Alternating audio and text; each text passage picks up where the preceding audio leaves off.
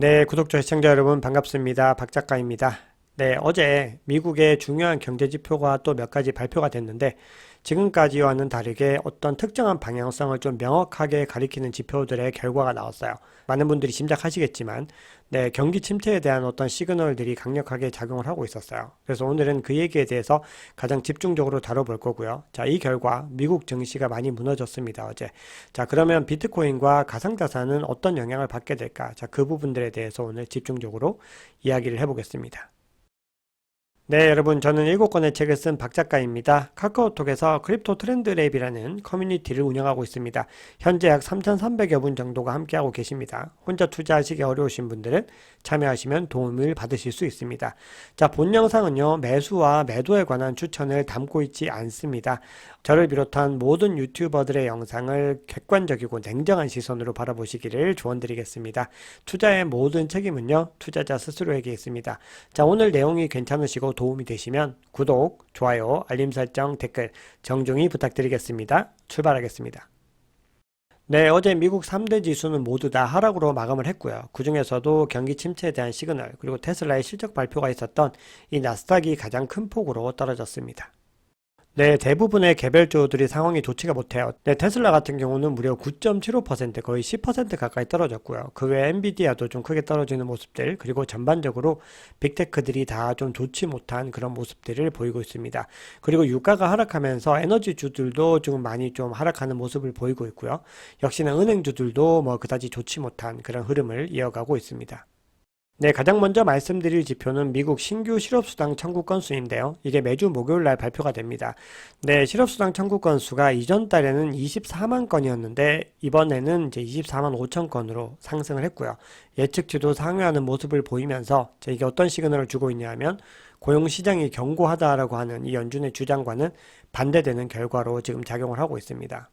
네, 2주 이상 실업수당을 청구하는 연속 실업수당 청구 건수 같은 경우에도요, 이전에 180만 건 정도였는데, 이번에는 186만 5천 건으로 크게 상회를 했고요. 그리고 예측치보다도 상당히 상회하는 모습을 보였습니다. 그래서 어쨌든 미국의 고용시장의 흐름이 생각보다 탄탄하지 않다라는 시그널로 볼 수가 있습니다. 네, 이번에는 경기 침체의 시그널을 조금 더 명징하게 보여줄 수 있는 미국 필라델피아 연은 제조업 활동 지수입니다. 자, 이거는요, 필라델피아 연은이 발표를 하는 거고 본인들의 관할 지역에서의 어떤 제조업이 어떤 정도의 현황을 보이고 있는가 이거를 이제 측정하는 거거든요. 자, 보시면 이전에 마이너스 23.2%였는데 이번에는 마이너스 31.3%로 더 크게 하락을 했습니다. 거기다가 예측치가 마이너스 19.2%로 이전보다 좋아질 거라고 봤는데 그 결과는 오히려 반대였던 거죠. 거기다가 지금 8개월 연속으로 이게 계속해서 마이너스를 유지하고 있거든요. 자, 이게 0을 하회한다. 지금 마이너스라는 건요, 제조업 활동이 위축되고 있다는 거예요. 그러니까 위축세가 계속해서 강화되고 있다는 거죠. 미국이 서비스업이나 금융이 더 주축을 이루고 있지만 이 제조업이라고 하는 건 연관된 카테고리들이 굉장히 많죠. 그래서 제조업이 이렇게 위축된다고 하는 거는 좀 상당히 명확하게 경기 침체 시그널로 볼 수가 있습니다. 네, 미국의 3월 기존 주택 판매 같은 경우도요. 전월 대비로 2.4% 줄어든 444만 채를 기록했습니다. 자, 그리고 예측치보다 더 하회를 했어요. 자, 이 얘기는 연준이 얘기하는 인플레이션과는 반대되는 상황이라고 볼 수 있죠. 사람들이 주택을 구매하는 것 같은 이런 큰 돈을 쓰는 걸 꺼리고 있다는 것은 미국의 경기가 좋지 못하다라는 그런 시그널로 볼 수 있고 사람들이 그걸 인지하고 있다라고 해석할 수가 있습니다. 네, 조금 더 명확한 지수가 또 있습니다. 바로 컨퍼런스 보드의 미국 경기 선행 지수라는 거거든요. 이게 보시면은 이전 달에 마이너스 0.5%였는데 이번 달에는 더 하락해서 마이너스 1.2%이고요. 예측치보다도 더 하회를 하고 있습니다. 거기다가 이번 발표는요, 108.4%를 기록해서 2년 4개월 만에 가장 낮은 수준을 보였다고 합니다. 그리고 이 컨퍼런스 보드는요, 올해 중순부터 계속해서 경기 침체가 시작될 것이라고 전망을 했는데 이번 결과가 굉장히 그에 들어맞는 그런 결과가 나오게 된 겁니다. 네, 이번에는 신용부도수합 CDS라는 건데요. 은행 위기 때 많이 언급됐던 용어이죠. 자, 이 CDS라고 하는 건요, 투자자들이 이 차용인의 부채 상환 능력에 대해서 굉장히 걱정을 하고 있다는 거예요. 가령 예를 들어서 은행에 예금을 했는데 그 은행이 나에게 돈을 돌려줄 수 없을지에 대한 어떤 의구심을 가지고 있다는 거거든요. 그래서 이 CDS가 급등을 하고 있다라고 하는 거는 그런 우려감들이 굉장히 크다는 겁니다. 자, 이 얘기는 미국의 전반적인 경제 건전성에 대해서 투자자들이 부정적으로 바라보고 있다라는 거죠. 네, 다음은요, 미국 국채 가격입니다. 지금 미국 국채 가격이 다시 상승을 시작했습니다. 자, 국채는 안정적인 투자 수단이기 때문에요. 경기 침체 같은 불안전한 상황에서 투자자들이 이 국채를 선호하게 됩니다. 따라서 국채 가격이 상승하게 된다는 건요, 경제가 불황이거나 굉장히 위기에 처했다라는 시그널로 볼 수가 있어요. 그래서 지금 국채가 상승하고 있다는 것은 경기 침체에 대해서 어떤 반영이 되고 있다는 건데요. 네, 미국의 연준이 금리를 급격하게 올리면서요, 10년물 국채와 2년물 국채의 금리 역전이 굉장히 좀 심화되고 있었어요. 일반적으로 10년물이라고 하는 10년 동안 넣어둬야 되는 이 상품은요, 당연히 위험한 리스크들이 더 많기 때문에 더 많은 수익률을 제공을 해주는 거죠. 그런데 오히려 지금 2년물 국채가 금리를 역전한 그 폭이 커졌다는 것은 경기 침체 시그널로 받아들일 수가 있습니다. 자, 그런데 지금 최근에 이 폭이 줄어들었다가 다시 이게 확장이 되고 있는 모습들을 보이고 있어요. 네, 이렇게 경기 침체 시그널들이 강하게 나오는 상황에서 테슬라의 실적이 발표되면서 이게 어떤 트리거가 돼서 시장을 전체적으로 다 하락으로 좀 몰아넣었다. 이게 월가의 지배적인 해석이고요. 국내 언론들도 지금 기사를 보시면 테슬라 급락이라는 이 헤드라인을 다 집어넣고 있습니다. 자, 그러면 시장에서 어떤 일이 일어났는지 조금 더 디테일하게 보겠습니다. 네, 테슬라를 보시면요, 조정 주당 순이익은 시장 예측치에 부합을 했습니다. 하지만 순이익이요, 지금 전년 동기 대비 24% 감소를 했습니다. 그리고 매출 총이익률이 19.3%로 시장 예측치인 22.4%를 좀 크게 하회하는 모습을 보였어요. 거기다가 올해 들어서 6번째 가격 인하를 또 발표를 했거든요. 그러다 보니까 앞으로 이익률이 계속해서 줄어들 것이다 라는 우려가 나오고 있어요. 그래서 테슬라 주가는 이 경기 침체 시그널과 맞물리면서 9.75%라는 상당히 큰 하락을 했습니다. 자, AT&T 같은 경우도요, 순이익이 예상치를 웃돌았는데 영업수익과 잉여 현금 흐름이 예상치를 하회했다고 해서 무려 10%나 하락을 했습니다. 시장의 분위기가 이렇다 보니까 실제 결과보다 더 크게 지금 반영을 하고 있죠. 자, 그리고 테슬라 효과가 좀 이어지고 있는데요. 실적 발표를 하지 않은 동종업계 기업들의 주가들도 함께 끌어내렸습니다. 포드나 GM 같은 이 미국을 대표하는 자동차 주도요, 2, 3% 정도 약세를 보였고요. 리비안과 루시드 같은 테슬라의 경쟁 업체들이죠. 전기차 업체들도 3%에서 7% 넘게 하락을 했습니다. 자, 그리고 메타, 마이크로소프트, 애플, 아마존 같은 빅테크주들도 다 악영향을 받아서 소폭 하락 마감을 했습니다. 네, 미국의 주가를 끌어내린 또 하나의 상황은요, 이런 와중에도 연준의 당국자들은 긴축을 지속하겠다라는 계속 의견을 내보였습니다. 자, 클리블랜드 연은 총재가요, 연설을 했는데 이 패드가 인플레이션을 낮추기 위해서 추가로 할 일이 있다 이렇게 얘기를 합니다. 그러면서 이 인플레이션 목표치 PC 2%를 또 언급을 하면서요, 기준금리가 5% 이상으로 다소 더 제약적인 수준으로 나가야 된다라고 해서 다시 금리를 올려야 된다라고 강조를 했어요. 그리고 뉴욕 연은 총재 존 윌리엄스 같은 경우도요, 장 마감 후 행사에서 인플레이션이 여전히 너무 높다, 그리고 물가 안정을 회복하기 위해서 통화정책 도구를 사용해야 된다라고 얘기를 합니다. 자, 이 지점을 보면요, 연준의 행위가 명확하게 보입니다. 자, 이 지점들을 보면요, 연준은 경기 침체에 대해서는 물가 안정에 비해서 한 발 물러서 있다는 것을 명확히 알 수가 있습니다. 네, 상황이 이렇다 보니까요, 여전히 다음 달에 0.25%포인트를 올려야 된다는 의견이 84.5%로 압도적입니다. 어제보다 한 0. 몇 퍼센트 정도 하락을 했어요. 네, 하지만 끝이 다가오고 있는 건 분명해 보여요. 자, 클리블랜드 연은 총재가요, 이렇게 얘기를 합니다. 자, 인플레 고용이 진전이 돼서 긴축 여정은 끝에 가까워졌다. 네, 오늘은 좀 중요한 이슈들 때문에 거시경제 이야기를 좀 길게 했습니다. 평소보다. 자, 이번에는 이제 비트코인 차트를 보겠습니다.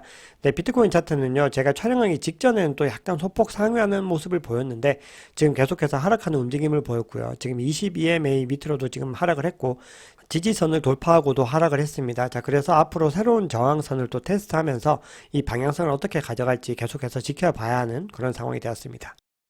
네, 보시면은 어제 비트코인이 1.93% 하락을 했는데요. 어제 뉴욕 증시도 많이 빠졌는데 비트코인은 굉장히 좀 선방했다라고 생각을 하고요. 전반적으로 시장이 좀 좋지 못했는데 이더리움 같은 경우는 또 소폭 상승하는 모습을 보여주기도 했습니다. 네, 비트코인에 비해서 이더리움이 또 선전을 하면서 비트코인 도미넌스가 전날 대비 소폭 하회를 했습니다. 근데 거의 47%를 기준으로 해서 계속해서 오르락 내리락 하는 모습을 보여주고 있습니다. 네, 공포 및 탐욕 지수는 지금 어제보다 더 두 계단 하락을 해서 50입니다. 이제 조금 더 중립에 가까워지고 있고요. 사람들이 이 시장에서 차츰 두려움을 느끼기 시작했다, 투자자들이. 네, 그런 시그널로 볼 수가 있습니다. 네, 투자자 여러분들께서 가장 궁금해하시는 또 CVD 지표, 고래들의 움직임을 한번 살펴보겠습니다. 네, 가장 큰 고래 같은 경우는요, 어제 굉장히 많은 물량들을 또 매도를 했었죠. 자, 그리고 제가 어제 오전에 말씀드릴 때가 요 구간이었는데, 일부 일정 이제 매수를 해서 지금 홀딩을 했어요. 그러다가 또 부분 매도를 했고, 지금 현재 자, 이 구간에서 계속해서 지금 유지를 하고 있습니다.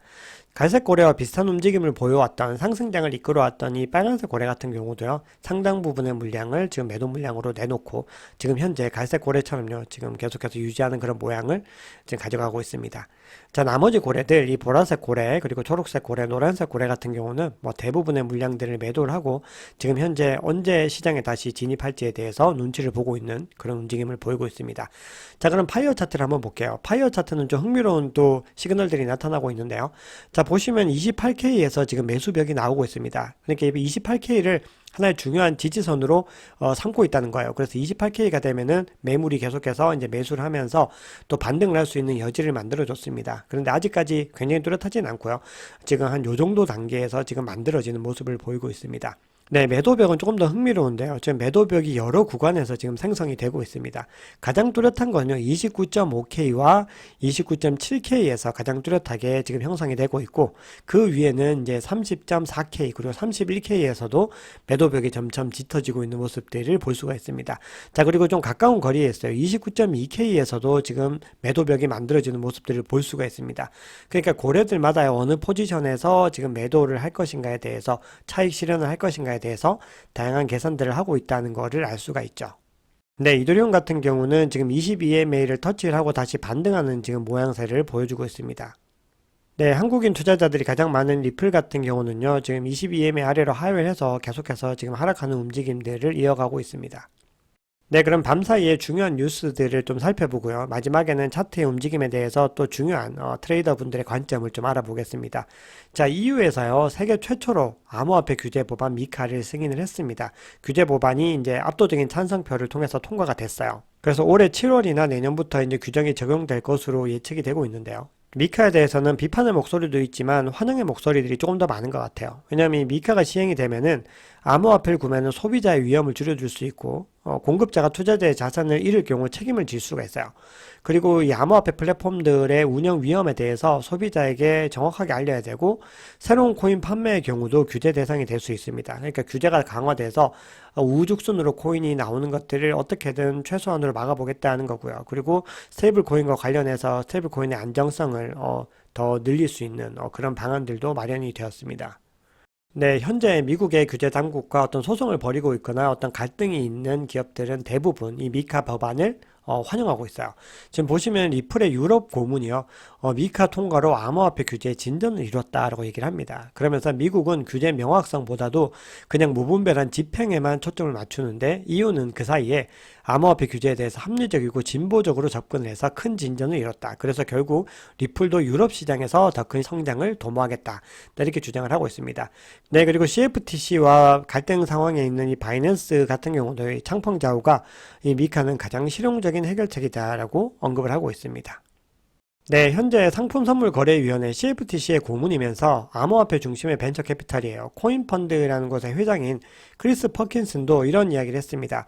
자, 미국은 암호화폐 혁신에서 뒤처질 위험에 처했다. 네, 그러면서 미국 외의 나라들의 상황들을 언급을 하고 있습니다. 자, 유럽연합의회는 암호화폐 규제 법안인 미카를 통과를 시켰고, 그리고 홍콩은 최근 암호화폐 시장의 문을 열었다는 거예요. 근데 미국은 반암호화폐적 규제에 갇혀 있다는 거죠. 그런 사이에 다른 나라들은 이 암호화폐 시장의 기회를 인식하기 시작했다는 거예요. 그렇게 되면 결국 미국은 암호화폐 시장에서 뒤처지게 되고 세계 패권 경쟁에서도 멀어지게 될 것이다. 이런 경고를 하고 있는 겁니다. 네, 비트코인의 채굴 난이도가요, 또 1.72% 상승하면서 5회 연속으로 최고치를 경신을 하고 있습니다. 자, 채굴 난이도가 올라간다는 건요, 많은 채굴자들이 참여하고 있고 굉장히 빡세게 이 채굴기를 돌리고 있다는 거예요. 그만큼 이 시장이 장기적으로 살아나게 될 가능성에 이 채굴자들도 베팅을 하고 있다는 거죠. 그래서 호재 뉴스라고 볼 수가 있습니다. 네, 제가 자주 소개해드리는 이 블룸버그 인텔리전스의 애널리스트죠. 마이크 맥글론 같은 경우도 이렇게 얘기를 합니다. 자, 2023년에 대한 극단적인 시나리오는 두 가지입니다. 하나는 최악의 상황이 이제 끝났다는 거고요. 나머지 하나는 심각한 경기 침체가 다가올 전망이라는 건데, 네, 이게 정말로 지금 가까이 다가오고 있죠. 하지만 그럼에도요, 위험과 보상 둘 중에서 보상이 올 확률이 훨씬 더 높다라고 지금 마이크 맥글론은 얘기를 하고 있습니다. 네, 리플의 소송 결과는 지금 다시 오리무중이 되었는데요. 네, 친 리플 변호사요. 존 디튼이 이번에는 이 SEC가 패소할 가능성이 높다면서 그 증거를 네 가지를 제시했습니다. 네, 첫 번째는요, 리플 소송 판사가 SEC가 법을 충실히 준수하지 않았다는 점을 질타한 적이 있다는 거고요. 자, 두 번째는 LBRY와 SEC 소송에서 판사가 규제의 명확성이 부족하다는 이유로 증권 규제 당국을 비난했던 사례를 언급을 하고 있습니다. 네, 셋째로 이 부분이 중요해 보이는데요. 그레이스케일의 현물 BTC ETF 출시와 관련한 소송에서 판사가 규제 당국의 주장이 말이 되지 않는다고 언급했다는 점입니다. 그리고 넷째로 보이더 소송 담당 판사가 SEC의 윤리와 행동 등에 대해서 폭로한 것, 요걸 예로 들고 있습니다. 자, 그런데 결과는요, 뭐 가봐야 아는 거고 뚜껑은 열어봐야 아는 거겠죠. 그런데 리플의 어떤 결과들이 가상자산 시장, 특히 알트코인 전반에 큰 영향을 미칠 거라는 거는 기정사실입니다. 네, 다음은요, 악재 소식을 몇 가지만 전해드리겠습니다. 브라질의 검찰과 경찰이 바이낸스 수사에 착수했다고 합니다. 네, 바이낸스가 불법 파생 상품 제공을 했다는 혐의입니다. 네, 외신들이요, 홍콩이 암호화폐의 문을 활짝 열어줬지만 이 암호화폐 ETF의 일평균 거래량은 그에 비해서 상당히 저조하다라는 또 이야기를 하고 있습니다. 자, 그런데 이거는요, 어차피 시간이 필요한 일입니다. 홍콩이 문을 열었다고 해서 지금 모든 기업들이 다 달려가서 지금 거기 있는 건 아니거든요. 계속해서 꾸준히 자본이 유입될 거기 때문에 이거는 뭐 장기적으로 지켜봐야 되는 문제다라고 보시면 됩니다. 네, 마지막으로 트레이더 두 분의 관점만 소개를 해드리겠습니다. 제가 자주 소개해드리고요. 아마도 트위터 상에서 가장 많이 좀 활동하고 유명한 트레이더가 아닐까 싶은데요. 렉트 캐피털이라는 분의 의견인데요. 새로운 또 패턴을 제시를 했어요. 불 플래그 상승 깃발형 패턴이라는 건데요. 자, 보시면은 상승 깃발형 패턴이 지금 만들어지고 있습니다. 그리고 이게 지금 계속해서 테스트를 하고 있다고 해요. 지금 이 패턴 안에서 지금 지그재그 등락을 거듭할 텐데 결국 이 패턴이 완성이 되면은 이렇게 상승하는 흐름을 가지게 될 것이다라는 건데요. 자, 이 부분은 좀 지켜보셔야 됩니다. 이 렉트 캐피탈도 아직까지 공간을 넓게 두고 계속해서 이 등락을 시험해야 된다, 리테스트를 해야 된다라고 언급을 하고 있습니다. 네, 그런데 렉트 캐피탈은요, 지금 하락세에도 불구하고, 그럼에도 불구하고 큰 흐름의 상승세는 꺾이지 않았다라고 주장을 하고 있습니다. 2015년, 2019년과 비교를 하면서요, 2023년에도 여전히 상승 추세는 이어지고 있다. 이렇게 이야기를 합니다. 자, 이걸 이제 매크로 다운 트렌드가 마감이 됐다라고 언급을 하고 있어요. 네, 마지막으로 코인텔레그래프 기고자인 라케시 우페드히의 관점을 보겠습니다. 네, 어제 보여드렸던 차트와 동일합니다. 네, 이걸 왜 다시 보여드리냐면 지금 20일 EMA 아래로 지금 하회를 했습니다. 그리고 새로운 지지와 저항을 테스트를 지금 하고 있는 상태인데요. 지금 이 가격이 어디까지 갈 수 있을 것인가에 대해서 이 라케시 우페드히가 제시한 가격대는요, 27.8K, 26.5K입니다. 물론 이거보다 더 많이 하회를 한다고 제시하는 분들도 있습니다. 뭐 25K 혹은 뭐 20K까지 얘기하는 분들도 계신데요. 자, 그런데 그 부분은요, 다 개인들이 저마다 가지고 있는 관점들이기 때문에 우리가 이제 감안을 하시는 거고요. 투자자들이 스스로 어떤 지점들을 한번 잘 찾아보시길 바랍니다. 네, 그리고 제가 반복해서 말씀드리고 있는데요. 투자에 대해서 조금 더 명확한 시그널들을 드릴 수 있는 새로운 서비스를 준비를 하고 있습니다. 나오면 바로 알려드리겠습니다. 관심 있는 분들은 활용해 주시면 감사하겠습니다. 네, 지금까지 박 작가였습니다. 오늘 금요일입니다. 여러분들 이번 한 주 잘 마무리하시고요. 주말도 편안하게 보내시길 바랍니다. 네, 감사합니다.